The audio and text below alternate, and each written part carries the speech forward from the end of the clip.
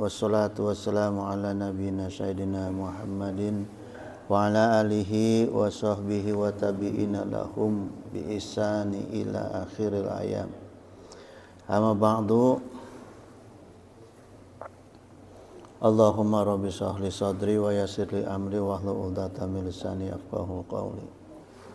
Hadratal muhtaramin, summa ila hadratil kiram min jami'i syaikhina ayyuhal mukarramun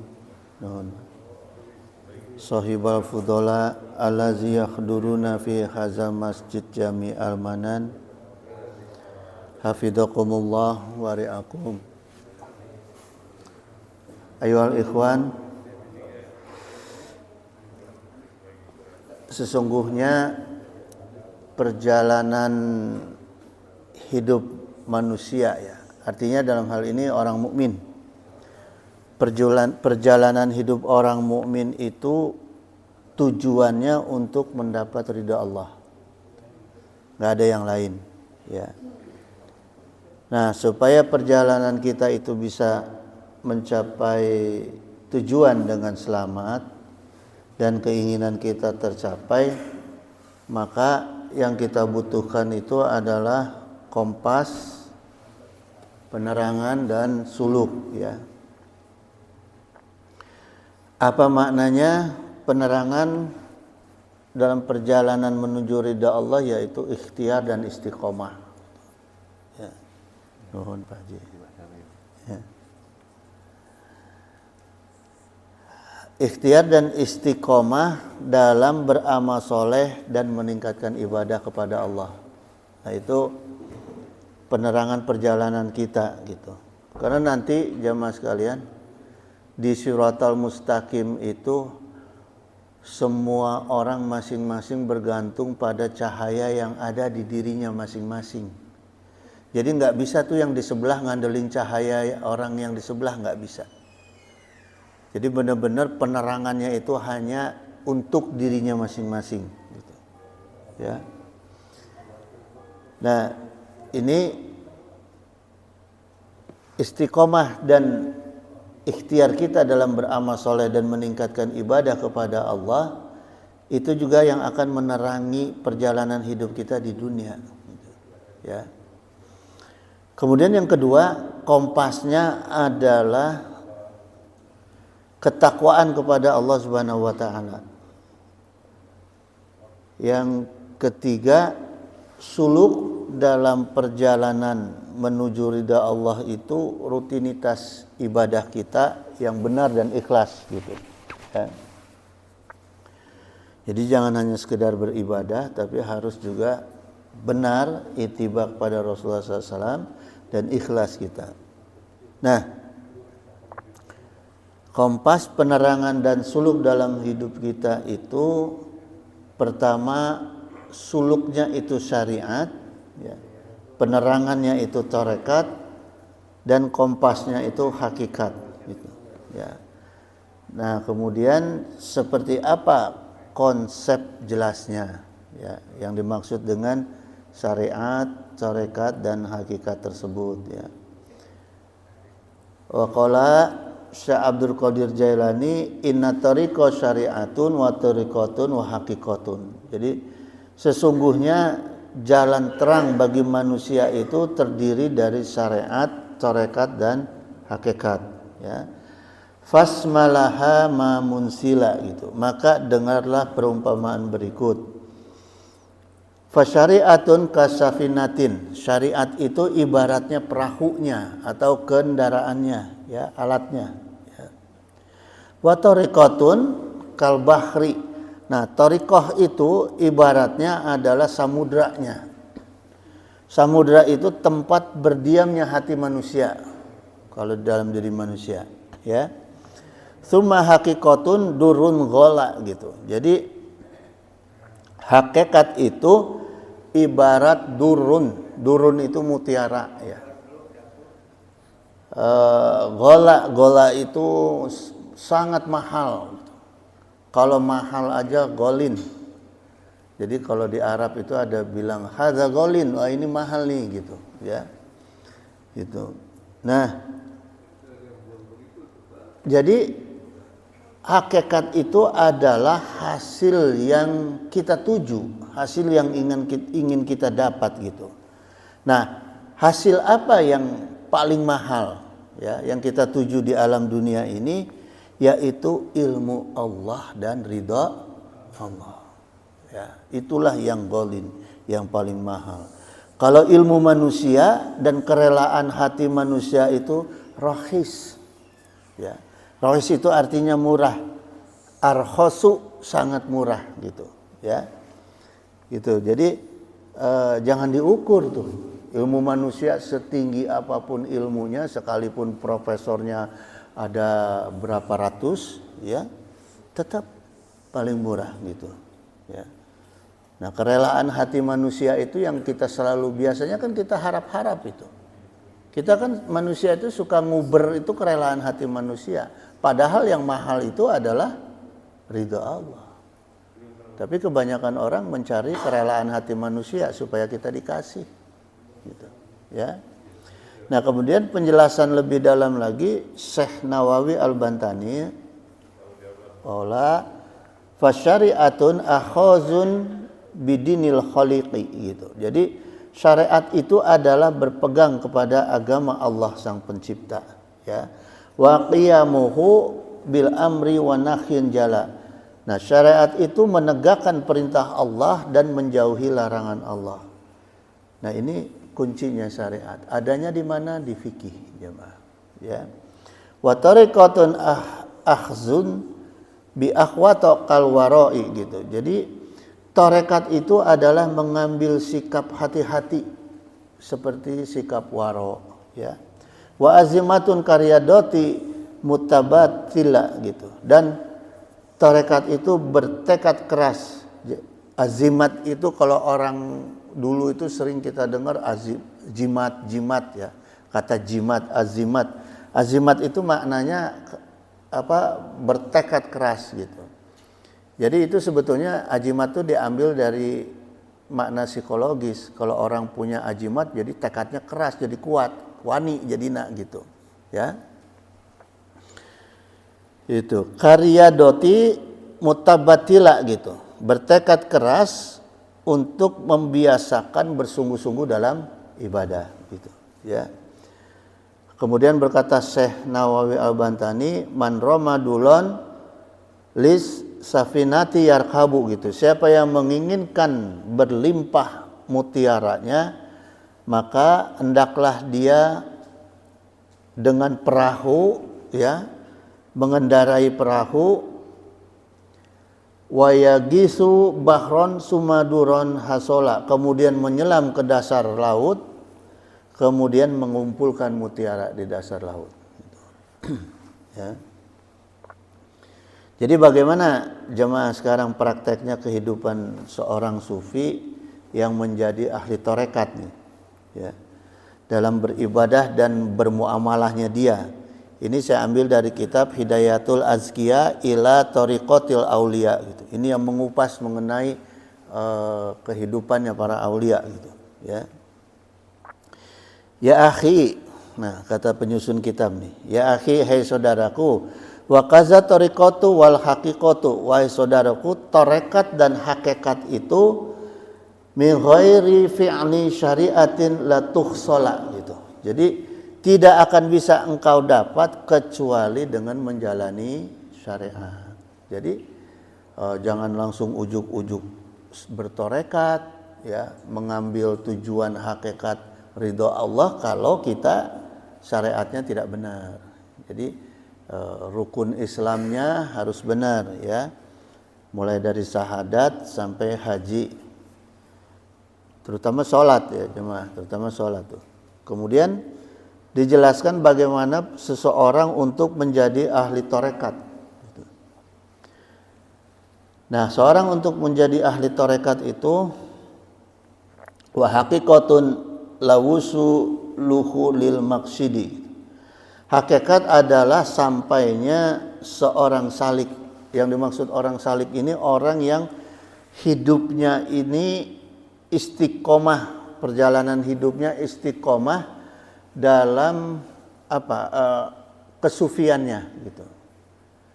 Jadi bukan orang yang kadang-kadang sufi, kadang-kadang enggak. Jadi istiqomah dalam hal memahami ketasawufannya, ilmu tasawuf ya. Itu. Tujuannya untuk makrifat, mengenal Allah gitu. Wa musyahidun muratajali bi anjala gitu, dan menyaksikan kilat cahaya ilahiyah. Jadi jemaah, pertama itu kalau kita mau jalan untuk menjadi wali lah ya, jalan untuk menjadi wali, karena wali itu pilihan kita. Kalau nabi dan rasul itu pilihan Allah. Jangan dikira kita nggak bisa jadi wali gitu, bisa jadi waliullah ya, cuma jalannya ya itu ya, harus istiqomah dulu dalam kehidupan bertasawuf gitu. Kehidupan bertasawuf itu maknanya ahli sufi itu meninggalkan urusan dunia. Gitu. Meninggalkan urusan dunia bukan berarti harus pakaiannya compang-camping, ya, nggak mandi, bukan gitu. Tetap syariatnya harus benar, toharohnya harus benar gitu. Ya, kemudian juga kasabnya harus ada gitu. Jangan saya orangnya sufi, tidak kasab, jadi minta-minta, nggak gitu. Ya. Gitu. Jadi tetap syariatnya harus benar gitu. Cuma dia istiqomah dalam hal kehidupan mengamalkan ilmu tasawuf. Artinya tidak ada foya-foya dalam urusan hati ya. Bahkan orang-orang sufi itu tidak menikmati TV jemaah. Ya, TV itu kan alatul malahi, alat yang bisa menjauhkan orang dari perkara-perkara ibadah. Itu TV. Nah, di dalam TV itu ada beberapa sifat. Ada sifat informasi, ada sifat hiburan. Hiburannya aja hilangin. Informasinya ambil boleh gitu. Ya, hiburannya ambil gitu. Seperti handphone kita ini kan sekarang isinya ada maksiat, ada segala macam gitu. Ya, tinggal pinter-pinter kita milihnya gitu. Ya. Itu yang dimaksud dengan jalan tasawuf kita. Nah, tujuan kita bukan untuk hayang jadi wali, bukan. Tapi supaya bisa makrifat kepada Allah. Kalau itu sudah istiqomah, tandanya orang tersebut akan menjadi istiqomahnya itu, derajat istiqomahnya diterima ku Allah dalam kesufiannya, maka dia akan menyaksikan kilatan-kilatan cahaya ilahi. Gitu. Bukan di mata dohir, tapi di batinnya dia. Gitu. Ya. Watazu'ata anhu dulumatun, dan dihilangkan segala kegelapan dirinya. Nah, orang kalau sudah mendawamkan kehidupan sufiahnya ini, maka insya Allah nggak ada tuh kegelapan dirinya. Makna gelap di dalam dirinya nggak ada dengki, iri, galau dan segala macam. Ya, isinya itu hanya tenang aja karena ikhlas lillahi ta'ala gitu. Nggak ada takut dan segala macam. Ya. Kemudian kayam kana litariqatin fi qalbihi ang tazula gitu, supaya tujuan sufi ini supaya memungkinkan bagi tarekat itu bersemayam di dalam hati ya. Nah, orang kalau udah benar-benar ahli tarekat yang benar itu udah apapun lillahi ta'ala gitu ya. Enggak ada itu ikut-ikutan kampanye, nyimpen nyembunyikan amplop supaya nggak kelihatan orang tapi kasorot gitu kan, nggak ada. Itu dah itu mah lain tarekat gitu ya. Kemudian jalan tarekat itu istiqomah dalam kesufiannya ya, sampai dia menyaksikan kilatan cahaya Allah dan tarekat bersemayam di dalam hati. Wa qala Rasulullah SAW fa'alaihi tadzinun lidhahirihil jali gitu. Kemudian hendaklah orang-orang sufi itu disiplin dan konsisten ya. Jadi orang yang sudah benar-benar ngambil langkah sufi ya, itu harus benar-benar konsisten dalam perkara spiritual gitu ya. Kemudian dia terlihat untuk ya tadzinun lidhahiril jali, kemudian dia terlihat untuk memperbaiki ibadah dohirnya Nah, jadi harus kelihatan jamaah. Jadi bukan pura-pura, saya ahli ibadah, ibadahnya nyumput. Enggak. Harus kelihatan oleh orang lain bahwa dia memang benar-benar ibadah. Apakah Rasulullah yang pangkatnya lebih tinggi dari wali ibadahnya sembunyi-sembunyi? Enggak. Bahkan menjadi imam. Gitu. Jadi enggak ada orang pura-pura wali, nyumput-nyumput, saya mau wali. Enggak. Nanti saya jelasin di bab tasawuf. Ya, wali itu ada 11 aliran tasawuf sufi. Nanti saya jelaskan. Ya. 11 aliran sufi itu macam-macam, aneh-aneh gitu. Dan hanya satu yang diterima ke Allah. Ada 12 maaf, yang 11-nya itu semua nyeleneh, ya. Bahkan dijatuhkan dalam hukum kafir. Jadi gitu jemaah. Jadi orang-orang yang sufi, orang tarekat harus kelihatan gitu. Ya, dohirnya harus kelihatan, sholatnya harus kelihatan. Kenapa harus kelihatan? Karena dia harus memberi contoh. Melaksanakan tugasnya dari Rasulullah, yaitu uswatun hasanah gitu. Ya. Gitu. Jadi nggak bisa sembunyi-sembunyi, harus gitu. Kalau yang perkara yang bagus yang ditawarkan yang tanpa contoh itu bukan dakwah, dagang. Ya kan? Kalau dagang kan yang penting kemasannya bagus, isinya bagus, nah jualan dah dia, nggak perlu dicontohin. Ya, tapi kalau dakwah harus dicontohkan, gitu. Ya. Bisyariati liyunawwira qalba muztala gitu. Dan hukum yang selalu menerangi jiwanya, caranya dia mengambil jalan suluk. Gitu. Jadi tetap dia harus menampilkan, memperbaiki ibadah dohirnya, bukan penampilan dohirnya, dengan hukumnya gitu, ya, yang pada kaidah hukumnya gitu. Jadi fikihnya nggak boleh tuh ditinggalkan gitu. Ya, jadi memberi contoh nih cara ibadah hukum yang benar seperti ini, ya. Bukan kita mau dipuji orang. Kalau sedang wudu misalnya di sebelah ada orang lain nih sebelah kita lagi wudu, perbaiki wudu kita tuh. Ya, mulai dari bacaan-bacaannya sehingga orang lain bisa melihat wudu yang benar seperti ini misalnya, ya, gitu. Nah, itu dakwah jemaah. Nah, jadi dari keterangan-keterangan tadi jemaah kita bisa mengenal nih sebenarnya. Kita bisa mengenal seperti apa ciri waliullah. Pertama, para waliullah ini jamaah, kalau kita pelajari sejarah para waliullah yang disebut wali kutubkah dan segala macamnya, ya. Para waliullah itu semuanya berasal dari manusia biasa. Nggak ada yang ujuk-ujuk lahir sudah sakti, nggak ada. Ya. Kalau Rasul, kalau Nabi kan Rasulullah dari kecil sudah dijaga ke Allah. Kalau waliullah enggak. Dari kecil memang dia kehidupannya biasa seperti manusia biasa, ya. Kemudian meningkat setelah agak dewasa, meningkat berangkat menjadi ahli sufi, ya, ahli tasawuf. Baru kemudian menjadi ahli tarekat dan tingkat derajat terakhir adalah menjadi wali, gitu, ya. Nah, itu sisi perjalanan waliullah. Yang kedua, seorang waliullah itu dia akan menghiasi lahiriahnya dengan syariat supaya kalbunya itu bercahaya, ya. Walaupun caranya beda-beda. Nah, para waliullah ini caranya itu beda-beda jemaah.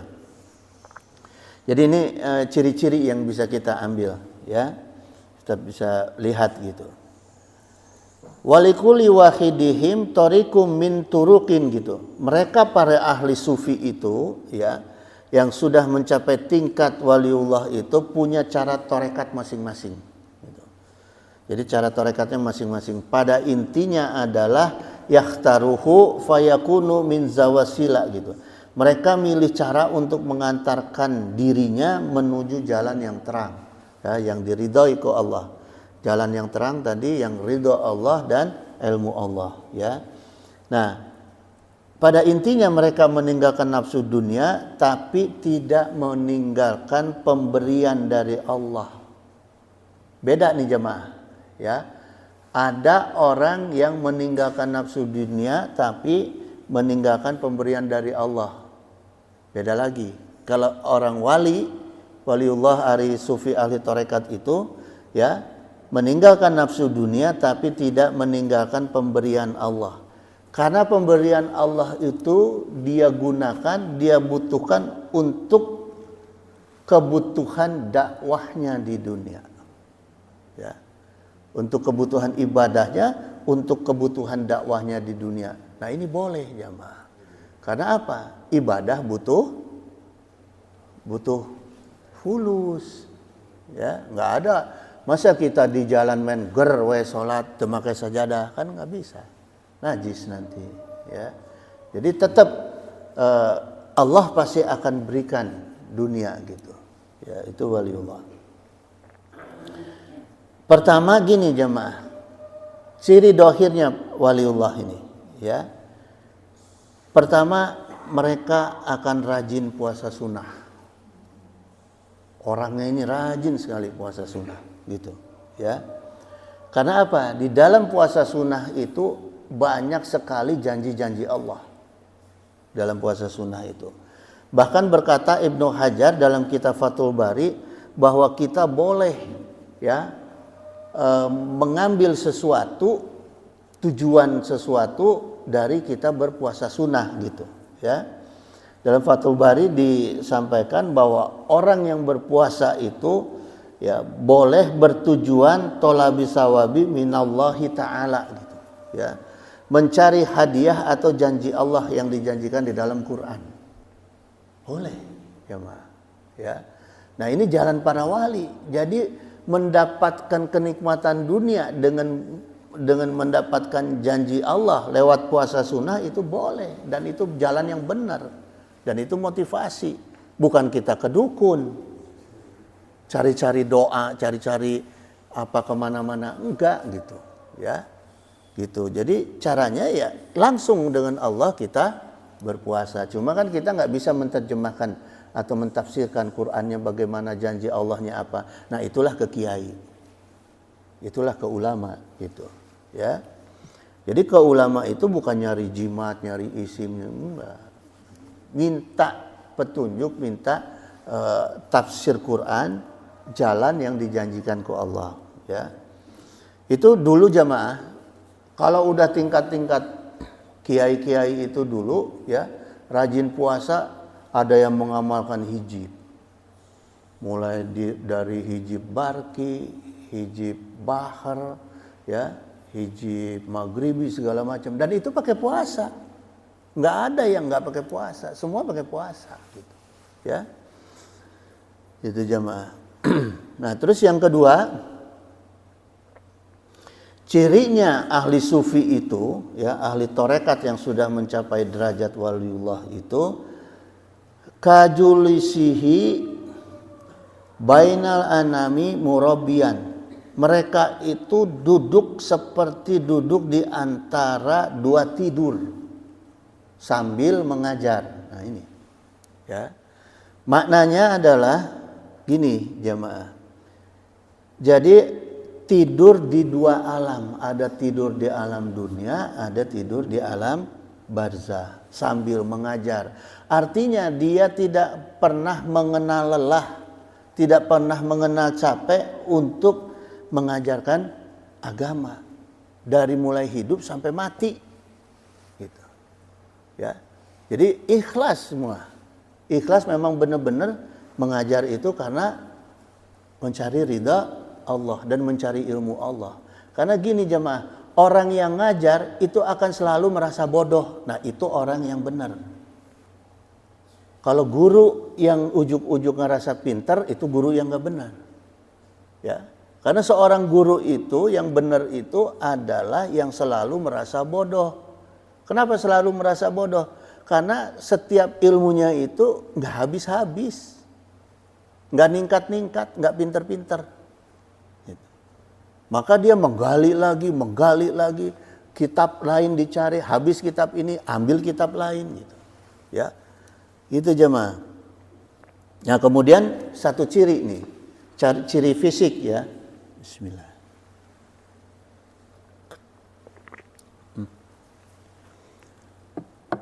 Ciri fisiknya ini duduk di antara dua tidur punten-punten aja. Kieu. Jadi ngajarnya teh gini, ngadapang. Enggak pakai meja, ya. Di majelis atau di balai dia begini. Duduk di antara dua tidur. Nah, itu dia pertahankan. Artinya dia tidak akan pernah membangun majelis yang hebat-hebat, yang bagus-bagus, kursi yang mewah-mewah, nggak akan. Gitu. Jadi kalau dia ngajar ya udah gitu aja. Gitu. Ya. Supaya apa? Supaya dia merendahkan diri ketika ngajar, ya dia rendah dirinya. Jangan dia ngajar di atas kursi yang tinggi, jamaahnya di bawah, muridnya di bawah, asal lebih tinggi dari santri. Enggak jemaah. Ya, gitu. Jadi nggak boleh seorang guru merasa tinggi dari santrinya, gitu. Ya. Yang ketiga, ciri seorang sufi tarekat yang waliullah itu waka kasrotil auradi kasaumi sholat gitu. Dan ada juga orang-orang ahli tarekat itu yang dia itu memperbanyak ya kasrotil aurat, memperbanyak wirid-wirid, kemudian juga kasaumi sholat, kemudian memperbanyak puasa dan sholat sunnah. Gitu. Ya, jadi itu seorang waliullah itu wiridnya banyak, puasa sunnahnya banyak, sholat sunnahnya banyak gitu. Ya, jadi nggak sempet ke mall, enggak, ya, gitu. Karena dia akan lebih fokus dari perkara wirid. Masa bawa tasbih ke mall kan tuh pantas, ya, gitu. Jadi akan lebih banyak dia di tempat-tempat yang yang nyaman lah gitu, ya, dalam ibadah. Kemudian yang keempat, cirinya seorang sufi atau ahli tarekat yang waliullah itu, ya derajatnya sudah waliullah, wa khidmatin linasi, dan sebagai mereka itu, ya, dan mereka itu, kebanyakan mereka itu berkhidmat kepada kepentingan manusia dan umat gitu, ya. Jadi bukan malah mintain duit dari umat, enggak. Ya. Justru dia itu berkhidmat kepada umat, kepada manusia gitu, ya. Gitu. Jadi dia memberi, bukan meminta. Memberi. Nah, itu jiwanya waliullah itu seperti itu. Orang ahli tarekat yang benar, ya. Bukan meminta, bukan. Jadi kalau ada orang tarekat apapun, kalau udah minta duit, terima duit dari urusan agama, udah pasti bukan itu.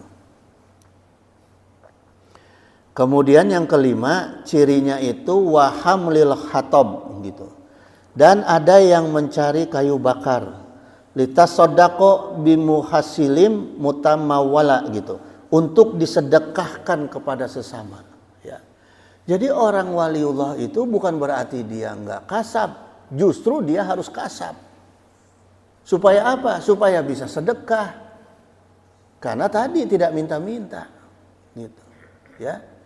Gitu. Jadi memang dia harus kasab, dia harus usaha, harus punya pom bensin banyak. Hah? Ya. Harus. Punten Pak Kiai. Gitu, harus jadi pengusaha sukses. Harus. Gitu, harus jadi sukseslah pengusaha supaya bisa menegakkan agama. Ya. Gitu. Jadi jangan dibalik gitu. Jangan dibalik. Wali kok ngedeketin pengusaha, salah. Wali ngedeketin pejabat, salah gitu, ya. Itu. Itu ya untuk kepentingan agama gitu. Kemudian al-waliyu hayu kasayfi fil gomdi. Nah, yang dimaksud al-waliyu hayu kasayfi fil gomdi, ini wali itu hidupnya itu seperti pedang di dalam sarung. Artinya dia berbahaya. Pedang itu kan berbahaya, bisa membunuh, bisa mencelakakan, bisa motong, ya, segala macam. Bahayalah alat perang pedang itu. Tapi seperti di dalam sarung. Jadi keilmuannya yang dia sembunyikan, jemaah. kebahayaan dirinya, ketajaman dirinya itu yang dia sembunyikan, bukan ibadahnya. Ibadahnya justru harus ditemongkeun, harus diperlihatkan untuk dakwah. Gitu. Kesaktiannya itu justru yang dia harus sembunyikan. Tuh ujuk-ujuk mamer di TV mukul-mukul bedog gitu ya. Segala macam itu. Itu mah lawannya pesulap merah. Gitu, ya. Gitu jemaah. Jadi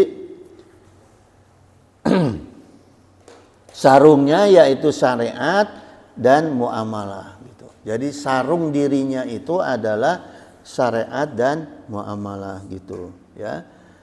Karena gini jamaah sekalian, para ahli tarekat, ahli sufi ya yang paham benar-benar itu hakikat tanpa syariat itu batal. Jadi syariat tanpa hakikat itu kosong gitu, ya. Nah, sekarang kita jelasin nih, bagaimana ibadahnya yang dimaksud dengan syariat dan tarekat nih, ya. Ini dalam perkara ibadah. Kita ambil contoh dari bab sholat aja dulu ya, bab sholat syariat dan bab sholat tarekat, ya.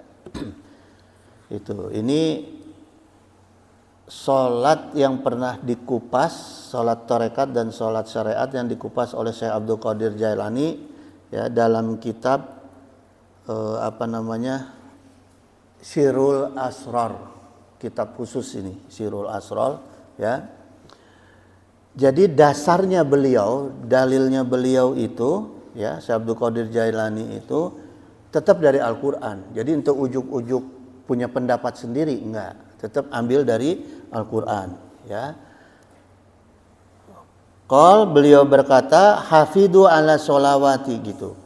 Perintah Allah bahwa peliharalah semua sholatmu ya. Wasolatil wusta. Nah, jadi dalam ayat ini pertama perintahnya hafidhu ala sholawati, peliharalah semua sholatmu, wasolatil wusta. Wusta itu artinya apa? Tengah. Ada banyak ulama fikih yang mengatakan wusta itu sholat asar, karena adanya di tengah-tengah, subuh, duhur, asar, maghrib, isya. Jadi dianggap asar ini sebagai sholat wusta. Itu kebanyakan kiai-kiai ahli fikih, ya. Kalau Syekh Abdul Qadir Jailani sendiri itu memaknai wusta ini beda. Maksudnya pelihara sholat dohirmu itu ya, dan sholat wusta itu adalah hati. Karena hati itu ada di tengah-tengah diri manusia di dalam. Coba kita perhatiin, hati itu kan ada di dalam, ya, gitu. Jadi dasar dalilnya wa kumulillahi qonitina gitu, dan berdirilah untuk Allah dalam sholatmu qonitina. Qonitina ini maknanya adalah apa? Khusyuk. Di mana tempat khusyuk? Di tangan, di kepala, di kaki, di hati. Makanya Syekh Abdul Qadir Jailani katakan yang dimaksud wusta ini adalah hati kita, jemaah, ya. Kemudian dalam kitab Sirul Asrar ya, Al-Fasrul Rabi'a Asyara pasal 14, fa amma sholatu syariati faqad ulimat biqaulihi ta'ala. Maka adapun salat syariat sesungguhnya ini dohir, diketahui secara dohir kewajibannya. Jadi wajibnya itu, kewajibannya diketahui secara dohir ya. Dengan firman Allah hafidhu ala sholawati gitu ya, firman Allah untuk kita memperbaiki, menegakkan sholat gitu ya. Wal muradu min sholawati syariati arkanul jawarihid dohirati gitu, dan dimaksud dari sholat syariat adalah rukun-rukun ya, rukun-rukun yang dikerjakan dengan anggota tubuh lahiriah, dengan dohir lahir ya, seperti angkat tangan, ruku, sujud ya. Bi harokatil jisma niyati ya, seperti misalnya gerakan fisik seperti niyati minal qiyami, kemudian berdiri, wal qiraati, kemudian bacaan-bacaan salat, waruku, kemudian ruku, waruku'i wasujudi, kemudian sujud, wal qu'udi, kemudian duduk, wasauti, kemudian suaranya juga harus ada, ya, wal afiyati gitu. Kemudian juga lafaznya juga harus benar gitu, ya. Nah, ini perkara salat syariat gitu. Walizalika ja'al fadlul jam'u, ya, yakni ini sesuai dengan ungkapan keutamaan untuk menggabungkan, ya, untuk menggabungkan keutamaan. Kalau Allah Ta'ala hafidhu ala sholati, peliharalah semua sholatmu gitu. Jadi yang dimaksud Allah dalam kalimat pertama, peliharalah semua sholatmu, itu yang bersifat dohir, ya, yang tadi itu mulai dari niat sampai dengan lafaz gitu. Nah, kemudian hakikatnya sholat, wa qala Nabi SAW, Rasul amri islamu wa amuduhus sholatu gitu. Induk dari perkara segala urusan di dalam Islam, tiangnya adalah sholat, ya. Jadi kenapa kita harus sholat itu punya tujuan hakikatnya, ya. Tujuan kita sholat itu apa yang akan kita capai, yaitu tiangnya agama Islam, gitu, ya. Gitu jemaah. Jadi tujuan kita sholat itu untuk menegakkan tiangnya agama, ya. As-sholatu imanuddin, faman aqamaha faqad aqamadin, faman hadamaha faqad hadamadin gitu, ya. Nah, semua urusan di dalam Islam itu ada di sholat. Maka kalau sholatnya nggak benar, nggak akan dihitung nanti, ya. Setelah sholatnya benar baru semua dihitung. Nah, tapi Rasulullah SAW juga mengingatkan kita kenapa kita perlu punya tujuan, ya, hakikat sholat yang baik, yang benar. Karena gini jamaah, wa qala Nabi SAW, ya'ti ala nasi zamanun yusalluna wala yusalluna gitu, ya. Akan datang satu zaman yang menimpa manusia, banyak yang melakukan sholat tapi mereka sebenarnya tidak sholat. Nah, kenapa? Karena hakikatnya tidak benar, hatinya tidak sholat, gitu, ya. Coba kita lihat orang sholat banyak kan, yang asal kucuk gitu, ya. Terutama tarawih itu, hati-hati itu, ya. Itu masuk dalam peringatan Rasulullah nanti kalau sholat yang tanpa ada tujuan hakikat yang baik gitu. Nah, kemudian jemaah minimal dalam perkara dohir, sholat dohir itu tumakninah minimal itu, ya. Jangan sampai begini, bacaan belum selesai sudah ada gerakan, ya. Misalnya subhana rabbiyal a'la wa bihamdi, terus kita doa, terus kemudian subhana rabbiyal a'la, baru a'la udah Allahu akbar. Selesaiin dulu. Minimal itu tumakninah, ya. Jangan bacaan belum selesai udah Allah, udah merubah gerakan, gitu. Jadi selesaikan dulu di setiap bacaannya itu tumakninah, ya. Nah, kemudian jemaah, sekarang kita kupas, ya, sholat torekat. Nah, tadi sholat syariat, ya, sholat syariat pada dohir. Nah, kalau sholat syariat itu ada waktunya jelas, ya. 5 waktu setiap hari. Tapi kalau sholat torekat tidak ada ruang, tidak ada waktu. Karena hati itu sesungguhnya tidak ada ruang dan tidak ada waktu. Hati kita ini walaupun letaknya di sini, ini kan tempat penempatannya aja, berdiamnya aja, sesungguhnya tidak ada. Apa kita bisa megang hati? Nggak bisa. Yang dokter pegang itu apa? Dohirnya, gitu, Ya, levernya itu katanya kalau nggak salah bahasa dokternya apa tuh lever ya, gitu. Tapi kolbunya bisa dipegang nggak sama dokter? Nggak bisa, gitu. Ya, kita nggak bisa megang hati manusia. Nah itu jadi intinya pedoman atau dalil daripada sholat tarekat itu wasolatil al wusta tadi, ya, memperbaiki sholat di dalam hati kita gitu, ya, memperbaiki sholatnya hati kita. Wa qala Nabi SAW, karena gini jamaah, kenapa hati kita itu ada di tengah-tengah? Yang dimaksud di tengah-tengah ini Rasulullah menyampaikan inna quluba bani adama kulaha baina isbaini min asabi'i rahmani. Jadi sungguh hati Bani Adam itu berada di antara atau di tengah-tengah dua jarinya Ar-Rahman. Yang dimaksud Ar-Rahman di sini adalah sifat Allah. Karena Ar-Rahman bagian dari Asmaul Husna. Setiap nama ada mengandung sifat. Ya. Jadi di tengah-tengah dua jari Ar-Rahman. Sifat Allah itu yang ditegaskan ke Allah apa? Ar-Rahman.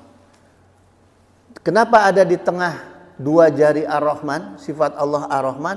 Karena Allah maha, apa makna Ar-Rahman? Maha pemberi.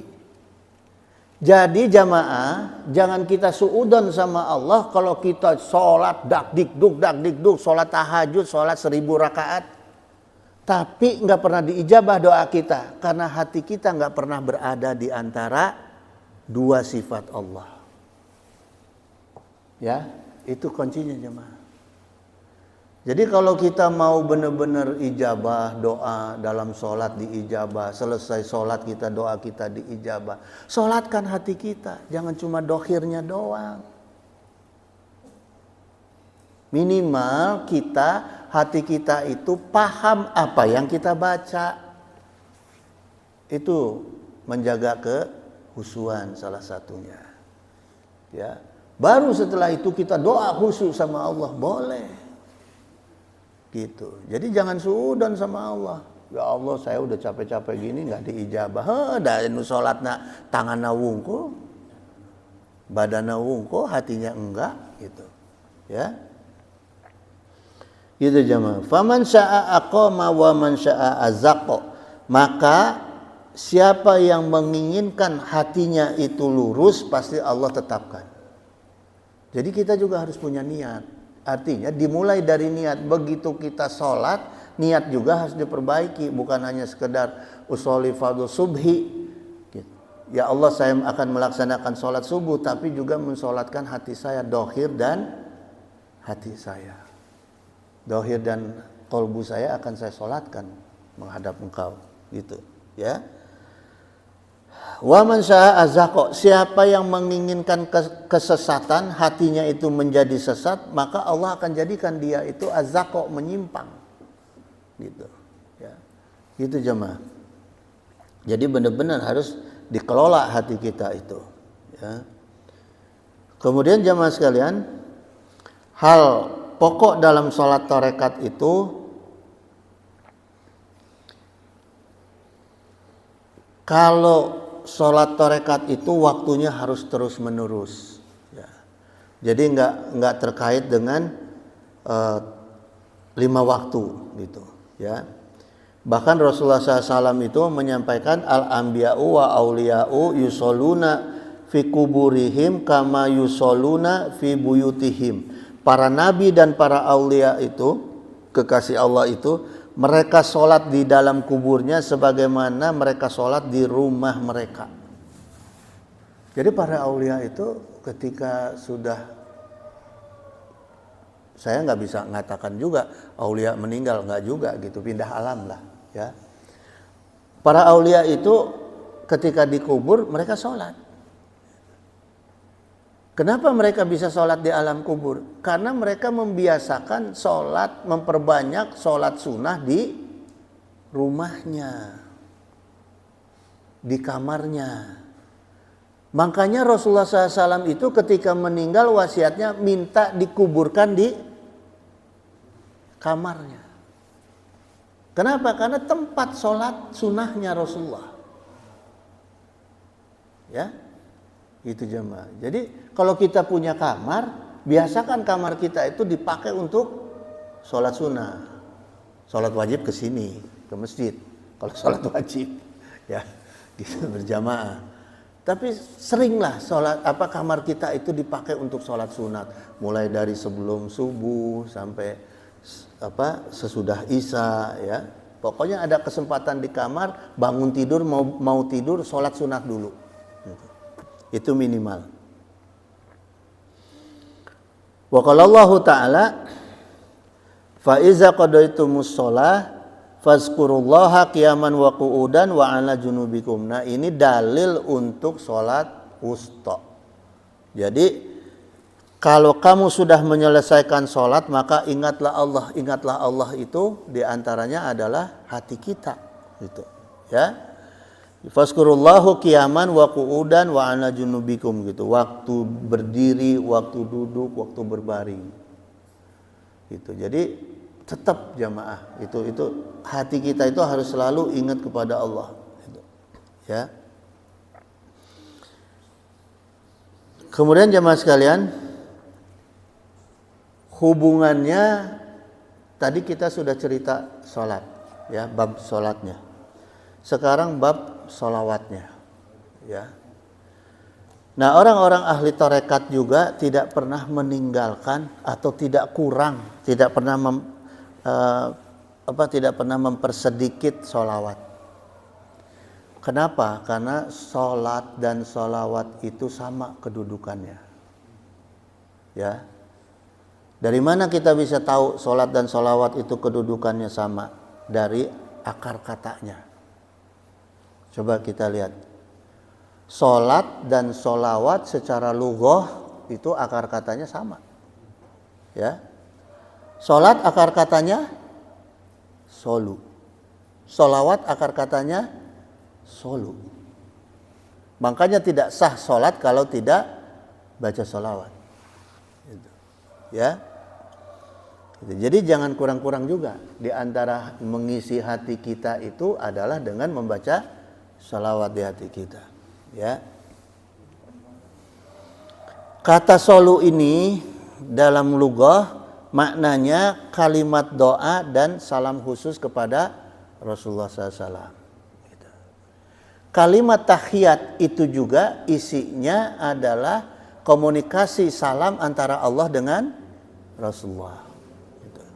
Ya, misalnya gini jamaah, kalimat sholawat solu ala sayyidina Muhammad, depannya juga menggunakan lughahnya solu. Ya, perintah sholat juga menggunakan kata solu kama ra'aitumuni usolli. Gitu. Ya, jadi kedudukannya sama antara sholat dengan sholawat, gitu. Ya, itu jemaah sekalian. Jadi memang benar-benar kita harus bisa memahami kaidah minimal, ya, bukannya kita membedakan syariat dan tarekat. Minimal dengan kita mengetahui perkara ilmu-ilmu tarekat itu untuk kepentingan kita dalam hal meningkatkan kualitas ibadah kita, gitu. Kalau fikih itu meningkatkan kualitas ibadah dohir kita, gitu. Tapi kalau tarekat itu perlu digali ilmunya, nggak usah punya tujuan untuk jadi wali dulu lah, ngapain sih tujuan jadi wali, gitu kan. Tapi minimal tujuan kita mengaji tarekat itu untuk meningkatkan kualitas ibadah hati kita. Itu jamaah sekalian, ya. Jadi saya tutup dulu. Insya Allah ke depan saya akan kaji mengenai zakat tarekat seperti apa, ya, kaidah-kaidah tarekat, ilmu tarekat lainnya, gitu. Ini semua dari kitab Sirrul Asrarnya Syekh Abdul Qadir Jailani, gitu. Ya. Wallahul musta'in ala kulli halin, innahu sami'un qaribun mujibud da'wat wa yaqdiya hajat. Subhanaka Allahumma wa bihamdika asyhadu alla ilaha illa anta astaghfiruka wa atubu ilaih. Billahi taufiq wa hidayah. Wassalamualaikum warahmatullahi wabarakatuh.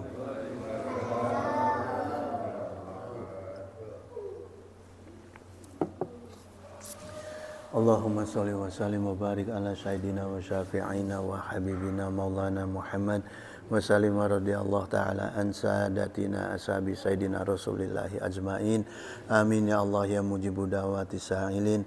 Alhamdulillahi rabbil alamin hamdan syakirin hamdan na'imin.